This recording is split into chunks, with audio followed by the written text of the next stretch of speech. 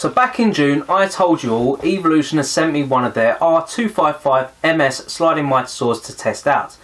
I've got a new tool. Yes, Evolution helped me out and sent me this saw just to trial, see what it's like and see if I like it, and give my personal review. I told Evolution I wouldn't feel comfortable doing a review until it was dead. A bit harsh, I know, but in my mind, what is the point in reviewing a product straight from the box? Surely the product is at its best at this point. So if I am looking to be buying a new tool, I want to do so knowing what is good and bad about it.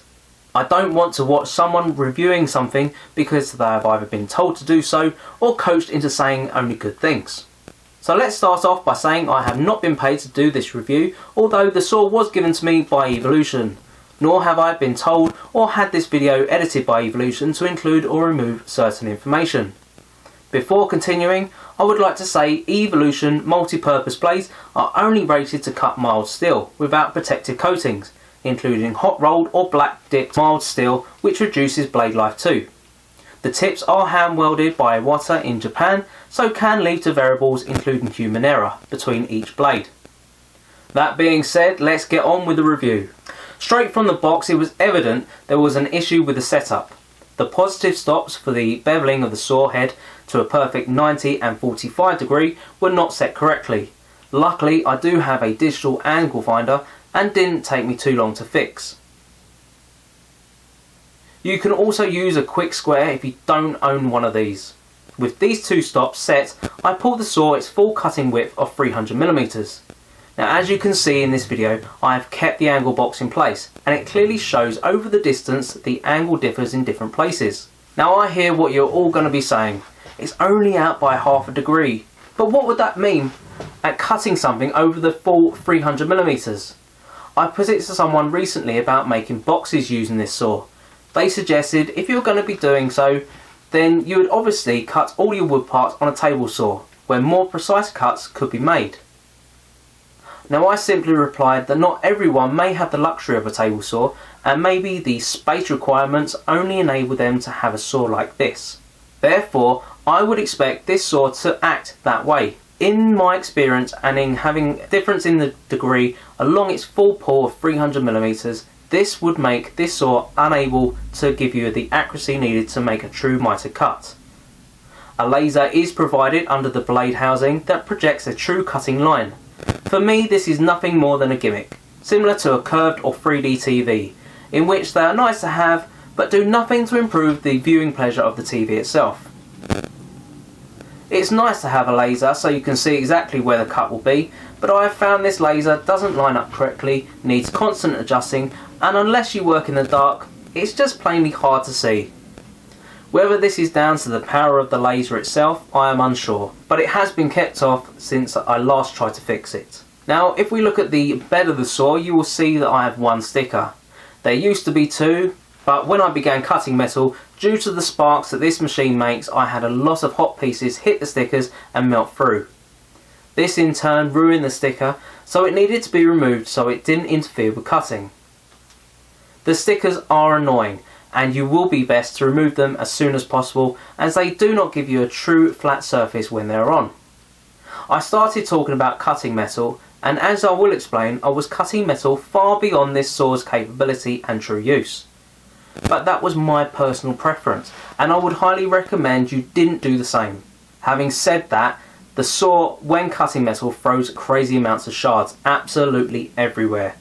When I did cut metal, I made sure I had safety goggles on, thinking how bad can it be?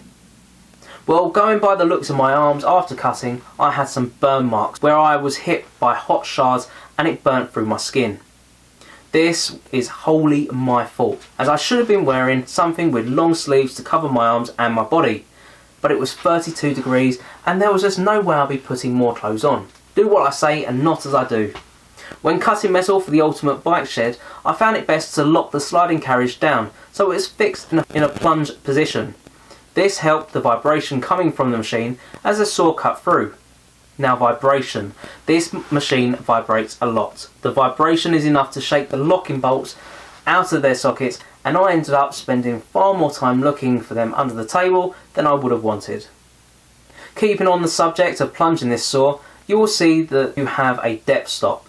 You'll use this for cuts where you don't wish to go all the way through the material you are cutting.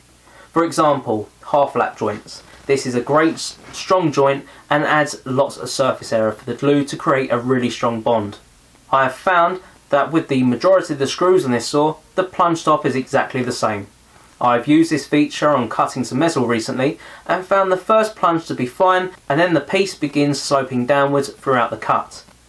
On inspection, the screw had come loose and had started backing out, allowing the saw to plunge deeper and deeper. As you can see, you do have a locking nut on the screw, but personally I have found this less than adequate, and better solution in my mind would be to have two locking nuts, one on the top and one on the bottom. I know this doesn't sound ideal and would be time consuming to set up, but I would rather spend a few more minutes doing this than having a lousy joint. I love the way that this saw has a measuring guide on its fence. I think it would be useful for it to be on both sides, but it was incredibly accurate and made setup of repeatable cuts and ease. In connection to this, also on the fence are your hold down positions.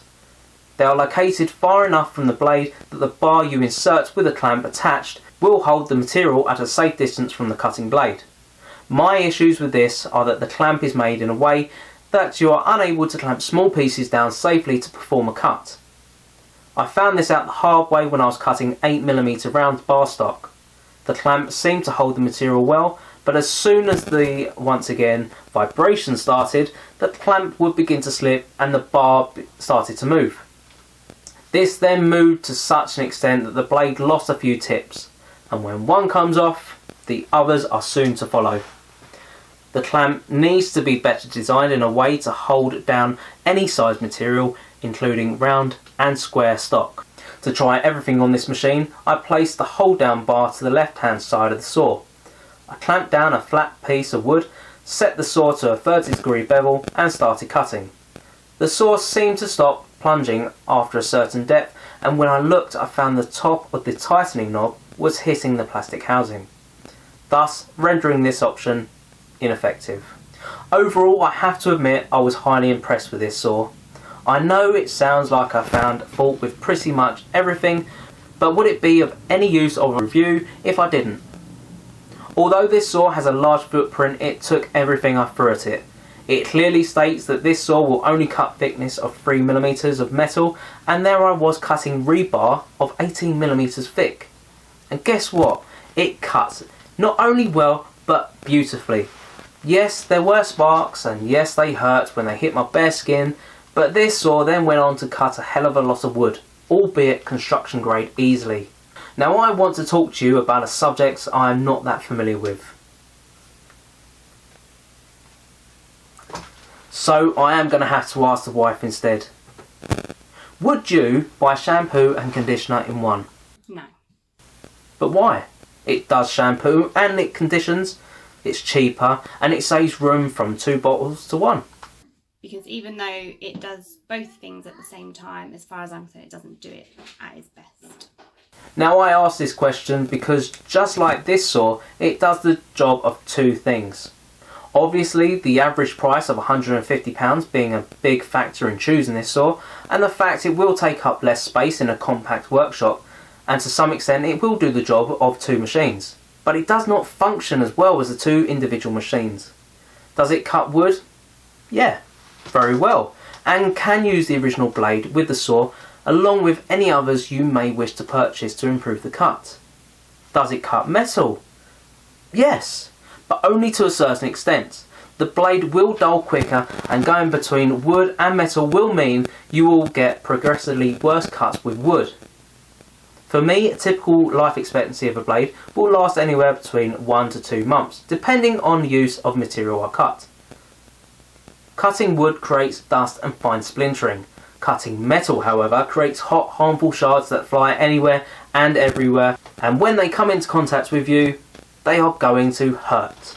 I very quickly, therefore, before buying a new metal bandsaw, moved over to a grinder to finish some cuts instead of having to fiddle around with this saw. Now for me, this defeats the total objective of this saw and its capabilities. I do believe it is a good idea for a beginner who is merely taking their first steps into metalwork, and wish to start out making small jewellery or cut softer materials like pipe or thin gauge metals. For the more advanced metal worker who wishes to cut box tubing, solid bar, then you will be better to look for a dedicated machine similar to the EvoSaw 355, which is their mild steel cutting chop saw. When I first looked into getting started with metalwork, this saw was an obvious choice.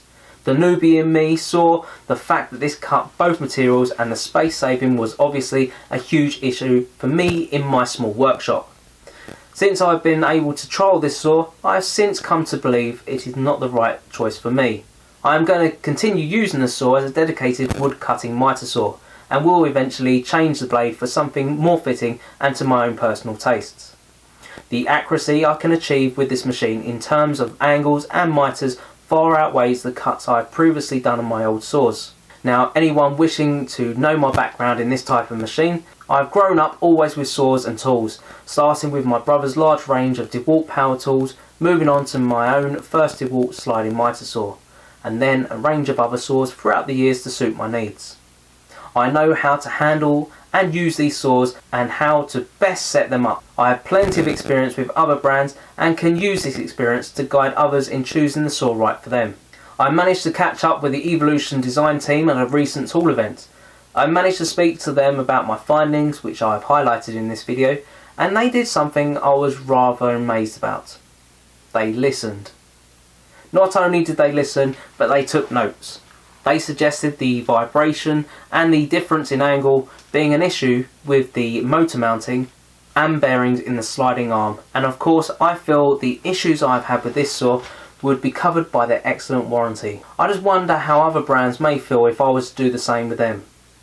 In my personal unbiased opinion, the Evolution team not only want to build a great product, but they wish to gain first-hand experience to better their tools, and I feel will continue only to get better at what they do, going on to rival the main leaders in the marketplace. So once again, thank you so much for taking the time and watching this video, and if you did find it useful, please do click that like button down below. If you own one of these saws and you'd like to leave your own review or how you felt, then please leave a comment down below and I will get back to you. Once again, thank you so much for watching this video, and until the next time, I'll see you soon.